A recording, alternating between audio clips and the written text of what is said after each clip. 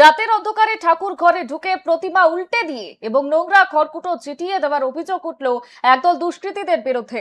দক্ষিণ চব্বিশ পরগনার মগরাহাট পশ্চিম বিধানসভার উস্তি থানার ইয়ারপুর অঞ্চলের ধর্মতলা এলাকার এই ঘটনাকে কেন্দ্র করে তীব্র চাঞ্চল্য ছড়িয়েছে গোটা এলাকায়। ধর্মীয় ভাবাবেগে আঘাতের প্রতিবাদে এবং দোষীদের গ্রেফতারির দাবিতে সোমবার সকাল থেকেই লাঠি সোঁটা হাতের রাস্তায় অবরোধ করে টায়ার জ্বালিয়ে বিক্ষোভ দেখান ক্ষুব্ধ এলাকাবাসীরা।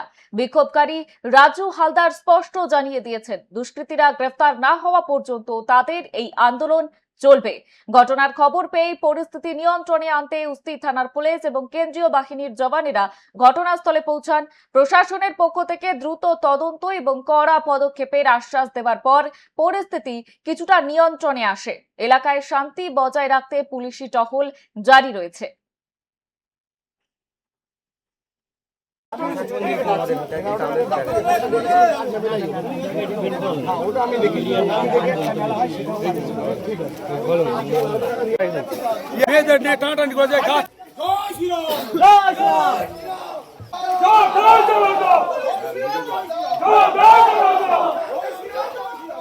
উপলক্ষে আমাদের ইয়ারপুর অঞ্চলে কিছু মুসলিম দুষ্কৃতী ঠাকুর ভেঙে দিয়ে গেছে, ঘরদোর জ্বালিয়ে দিয়ে গেছে। এরকম পরিস্থিতির মধ্যে দোকানপাট ভেঙে দিয়ে গেছে।